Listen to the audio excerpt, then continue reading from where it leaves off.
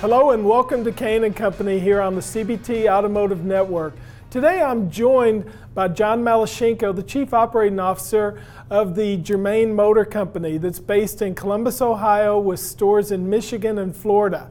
I'm really excited because I've known John for a number of years and he has done a remarkable job working in a family dealership environment, and I know what it's like when you work with family. I'm part of a family of 9 children, and my father has been our dealer principal at our stores for years and years and worked with all of us. And so John, let's start right there. I'd like to find out what it's like to work in a family car business.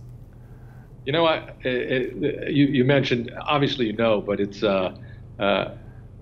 I've been doing this for 15 years. So if I didn't think there was real value to it, if I didn't enjoy it, I certainly wouldn't still be doing it. Yes. I've had the opportunity to work in corporate environments, and so I've got a basis for comparison. But what I love about working in a family business is that, you know, the connection, right? It's such a personal thing, right? It goes so far beyond selling cars and generating gross. Yeah. You know, Steve Germain, our owner and CEO, I mean, the only reason he continues to do this is for the 4th generation, for his 3 children. You know, it's a legacy issue for him. So, you know, when you've got that kind of purpose behind you, it affects everything that you do, and I think in a positive way. No doubt, no doubt. So when you talk about the role of Chief Operating Officer, I actually played a similar role with Ford Direct. You're kind of in charge of everything, and operations is really critical. I know the CEO's role to a large degree is to set the course for the organization, but you're the guy that causes things to happen. So what gives you the confidence on a daily basis? What are the things you look at? I know you've got your core values behind you. There's got to be some things that you share with your team to help keep the company on the right path going forward. You know, when we talk about the difference between CEO and COO, I mean, Steve's job is to define the what. My job is the how. And I have a tremendous passion for and interest and fascination with how things get done. I honestly don't think knowing what to do is that hard. I think there are lots of people and lots of information now more than ever, and lots of people willing to tell us what makes sense and what we need to do. But the dynamics of how you get groups of people to behave in certain ways is really the ultimate job. I don't do anything. My job is to get things done through others.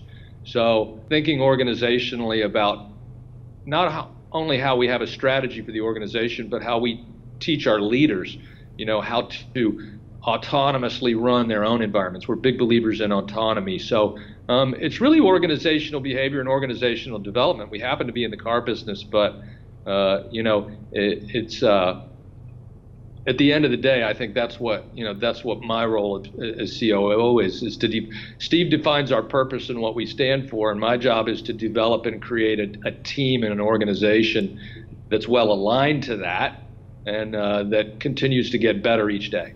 Well, so it's interesting you describe this autonomous environment, and you and I read automotive news. We pay attention to what we hear on the street, and some of these companies, the big automotive groups that are public, are real rigid. It's centrally managed, and you've got to do everything the way it's preordained at the central headquarters.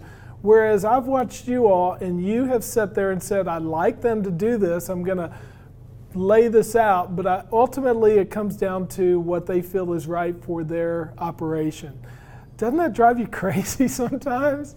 It drive me crazy if it didn't work so well. Okay. It's not easier. Centralization is much easier. I tried it.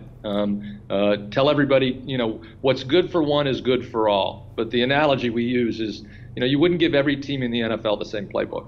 Yes. You game plan to your talent. You game plan to your situation. Each franchise, each market, each group of people within our stores are unique, and they need unique strategies. Making those decisions from 30,000 feet or 2,000 miles away is ultimately not as effective as having strong leaders on site. And the fact is the best people, the best leaders, demand and want autonomy. And I think in giving that, we strengthen the organization because we're able to attract and develop and retain great leaders because of autonomy. Boy, yeah, that's a perfect segue for what I wanted to talk about next, which is the human part of our business. And that bit of capital is what seems to be the challenge for everybody. I mean, we can have great computer systems, we can have wonderful marketing programs, but ultimately it comes down to who's going to shake hands with the customer, who's going to greet them at the service lane, who's going to process deals, all the finite things that make these complex businesses work are the people. So let's talk about your all's recruitment, your hiring, and your retention programs. Well, that starts with our purpose. You know, I believe an organization has to have a clearly defined purpose in order to know who exactly is it that you want. I mean, oftentimes that question goes unexamined or unasked, is what do we want? What kind of people support our purpose? We call it alignment. And ultimately, I want to make sure that the alignment between our people and our purpose is as good as it can be. So I think setting out and knowing what works within our organization, within our cultures, we have a set of core values. That defines and eliminates a lot of people that we talk to. We have a behavioral assessment tool. We have job profiles that we've created. And as the industry changes, as our process changes, the jobs change. From there, once we've figured out what we want, it's our job to attract, develop, and ultimately retain. It makes no difference if I'm great at hiring millennials if I can't develop and keep them. So there are deeper cultural issues that have to be addressed and managed to day in and day out, because it's not enough to know what you want and to go out and find it. You ultimately have to create an environment that they can grow, learn, and ultimately stay in. I believe stability is, we look at the NADA results from the most recent survey, and average tenure has dropped from 3.5 years to 2.4 years in the last 5 years. Yeah. And turnover, is going up at 75, 80% on the sales force. There is no way to sustain a great customer experience, a high level of performance in any business with that kind of, volatility. So, I think if we do nothing but attract, develop, and retain great people, I think we've handled about 70% of the challenges we face each day. Problem is, that's not easy to do. Yeah, I can imagine, but I will tell you, I took great heart the other day. I was on your Infinity website, and I saw some of the faces that were just kids when you all hired them several years ago. And right. You took some unique strategies. You asked them to provide video. You were looking for college graduates. It was really in the face of an environment where a lot of dealers just throw their hands up and say, let's go back to fogging the mirror and bringing people in.